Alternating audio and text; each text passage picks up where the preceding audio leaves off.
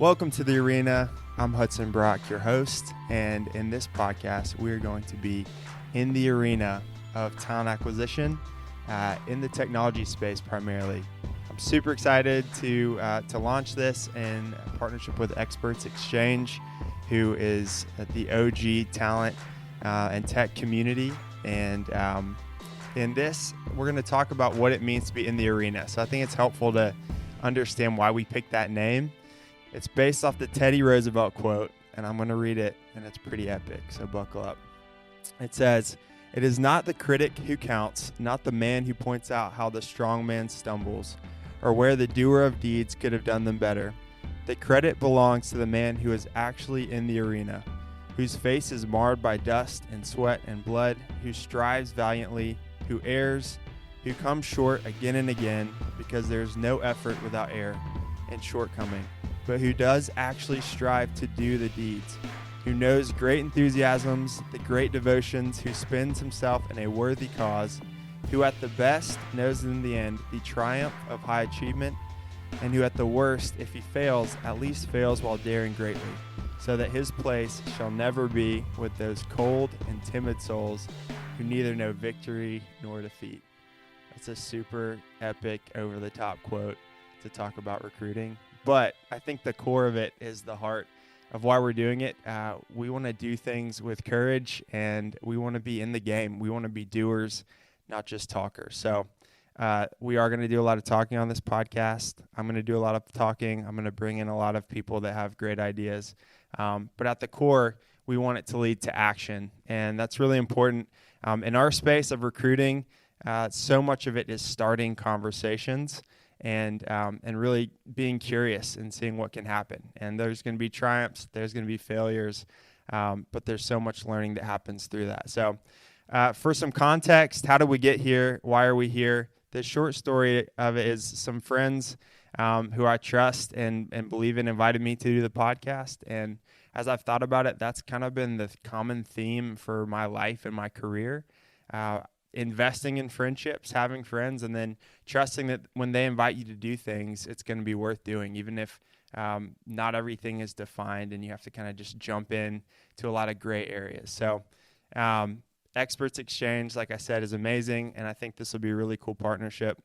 For my story, I grew up in Chattanooga, Tennessee, where we are right now, and I'm the oldest of 6 kids, 21 grandkids.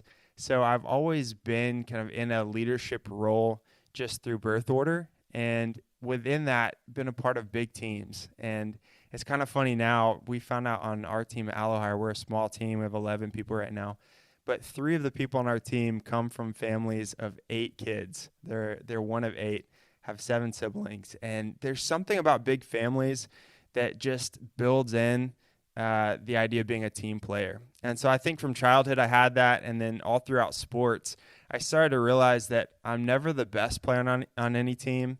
I played a lot of soccer and basketball, but I can bring out the best in the best players, and I can bring the best players onto my team, and that's really valuable. And so it was fun to do that all the way through high school. In college, unfortunately in high school, we lost in the state championship, but then in college, we broke through and we won the conference tournament, which was really fun. And then I graduated, and I was like, shoot, now I'm into the business world. I had this major called interdisciplinary studies, which is basically 3 minors. Mine were business, economics, and biblical studies. And so I came out, I was like, all right, I don't have accounting or engineering or anything specific. Who is going to hire me? And at the same time, my wife was saying, hey, let's go to LA. I think we need to go to California. And being from Chattanooga, this is where all our family was. We had a daughter, a 3-year-old daughter at this point. I was like, my wife's name is Nina. I was like, Nina, you're crazy. There's no way we're going to LA. But she finally convinced me to take a trip out there. And once we visited, saw the palm trees, saw the West Coast, was like, all right, let's try to make it happen. So I'm, recent college grad, no real experience, this interdisciplinary studies undergrad degree. And I just start applying to everything I can. Cold applications. My resume looks super clunky. I had stuff like, really funny stuff. Pool boy was like one of the main jobs at the top of my resume that I thought gave me a lot of credibility. or part-time soccer instructor. So had a hard time getting jobs, and then realized that in part because I couldn't interview in person. I was in Chattanooga. I realized I was going to have to take the networking approach to getting a job for myself. So I started to share what I thought I was good at and what my vision was for being in California with friends and family, and eventually got connected with a hiring manager for Kinco Logistics, who invited me to come out and run a distribution facility for them. So I was an operations supervisor. That was my first job, running a warehouse out in Chino, California, which is not LA. It's about 50 miles inland.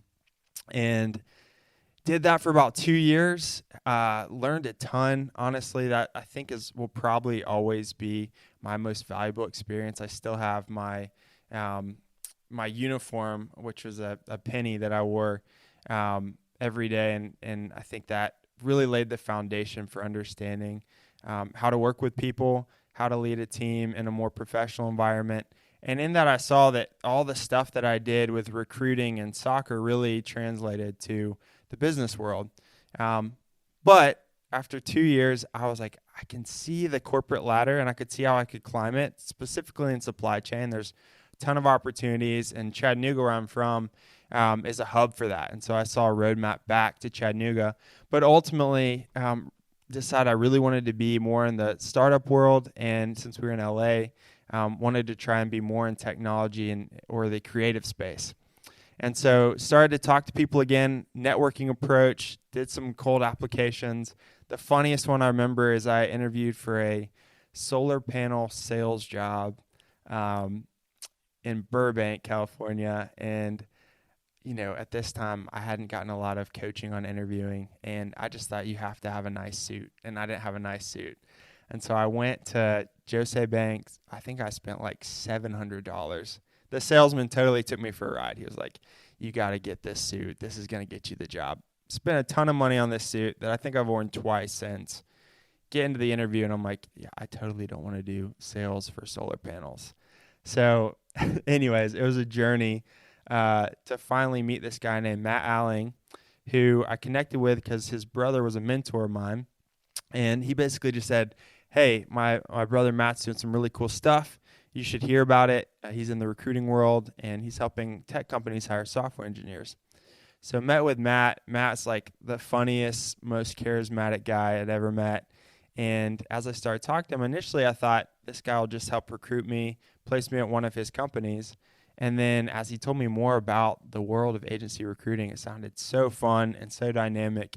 He was working with like 30 different companies that had just raised funding, getting to work with the founders or the leadership team on important hires, and really getting to operate as an extension of their brand to the talent market, and as a consultant to them. And how do you actually acquire great technical talent?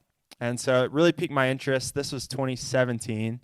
And yeah, I ended up taking the leap. I joined him as a commission-only contractor, no recruiting or sales experience. I was focused on managing the network and trying to help each partner be successful.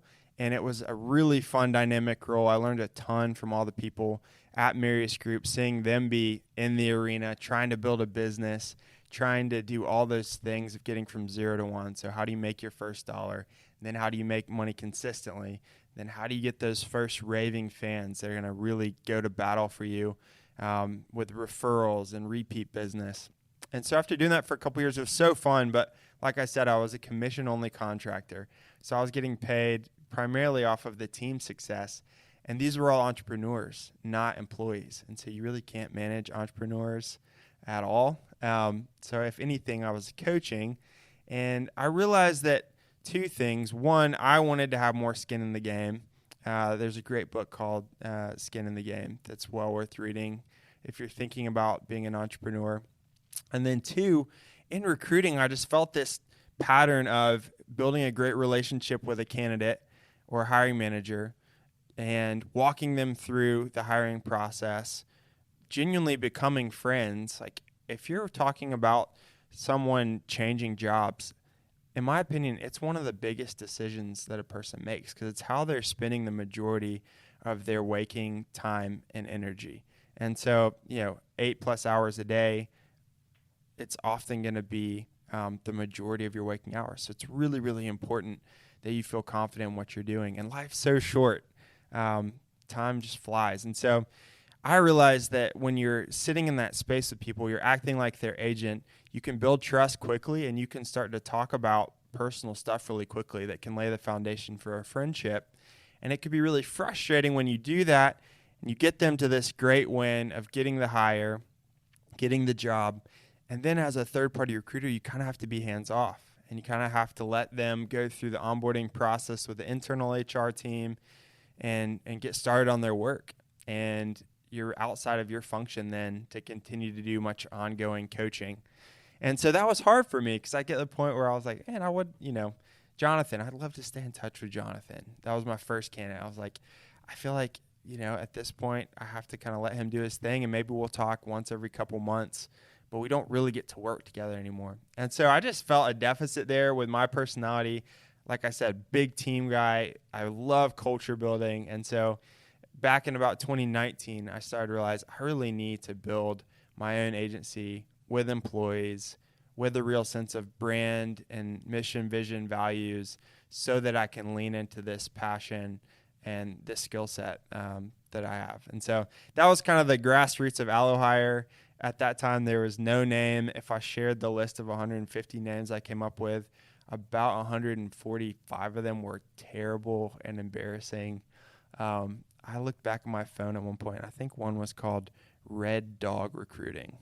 I mean, it's like shameful. Some of these names were terrible. And AlloHire is funky too. But I landed on that back in 2021. And the core of that, it was funny. I was actually listening to a podcast going for a run. And I think the podcast was called Starting Greatness. And they talked about how egocentric most founders are, especially in the tech world. So you can get these crazy high valuations, you can get a ton of funding, and it can really boost someone's ego fast. And so the opposite of egocentric is allocentric. Allo, the root word, means other or different. And so I really like that idea of being different in the recruiting space by focusing on others.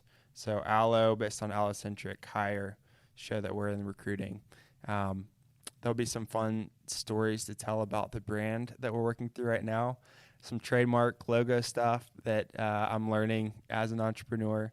But I thought that was important to share kind of the heart behind our brand, and then also why I made the shift from being more of an entrepreneur coach to really being, I think in that, I feel like I was in the stands a lot. Like I was looking at people in the arena that were the full-fledged entrepreneurs that had 100% skin in the game and saying, I think I want to do that, and I think I want to build a team around me that can really be in that space together. So that was 2019. 2021 launched the brand.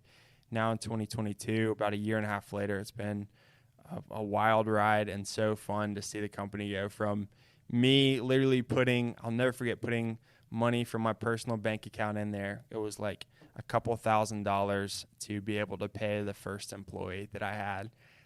To now we have about 11 people, and we're growing quickly. We've got a bunch of clients. We've got a bunch of different fun stuff going on. So yeah, that's how we got to AlloHire. So I really want it to be valuable for each person here. I want to tell some funny stories. I'm going to bring on some guests that are way smarter than me, and I think that'll be a lot of fun. And hopefully we can build a community through this of people that are sharing best practices, that are referring one another for jobs, and really cheering each other on, being in the arena together as different companies and people navigate career. So lots more to come. Thank you so much for tuning in, and we'll see you next time.